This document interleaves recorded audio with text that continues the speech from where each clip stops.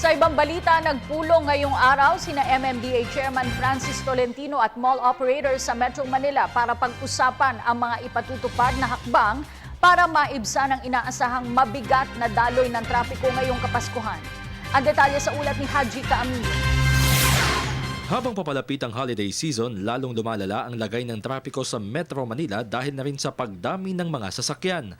Aminado ang Metropolitan Manila Development Authority na kailangang tutukan ngayong Kapaskuhan ang kahabaan ng EDSA na karaniwang ginagamit ng mga motorista. Kaya ngayon pa lamang, gumawa na sila ng hakbang. Nakipagpulong si MMDA Chairman Francis Tolentino sa mga mall operators para pag-usapan kung paanong maiibsan ang traffic congestion sa EDSA. 95% ng mga mall operators ay sumang-ayon nila na i-adjust ang kanilang operating hours simula November 28 hanggang January 3 ng susunod na taon.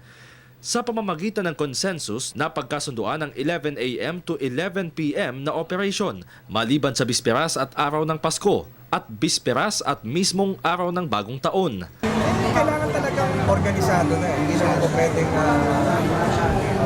sumunod na lang tayo sa shopping patterns in such a way na nagiging whimsical and discretionary na sa individual na affect na societal traffic. Saklaw ng adjustment ang lahat ng mall sa EDSA, pero isinama na rin dito ang Fisher Mall sa Quezon Avenue. Isa lamang ang nakikitang problema sa adjustment ng mga mall.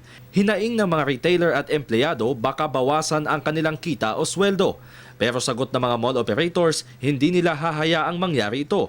Sa katunayan, nagpahayag sila ng pagsuporta sa suhestyon ng MMDA. It's a very good day today because the mall operators have gotten into a consensus to support the proposal of MMDA Chair. So, which is now everybody has agreed to a late opening, which is 11 a.m., but also a late closing time. So, we just have to work harder to still attain all of our targets within the day and within the period this season. How about adjust? Well, it's an adjustment in shift, yes, of course. Definitely. Yes, of course. And but we have to make sure that nobody loses a job, diba? And that everybody's will still be okay. Nakalatag na rin ang seguridad sa lahat ng mall sa Metro Manila. Makikipagtulungan dito ang NCRPO. Bukod sa pagdadagdag ng personnel, hinihikayat din ang paglalagay ng CCTV sa business establishments.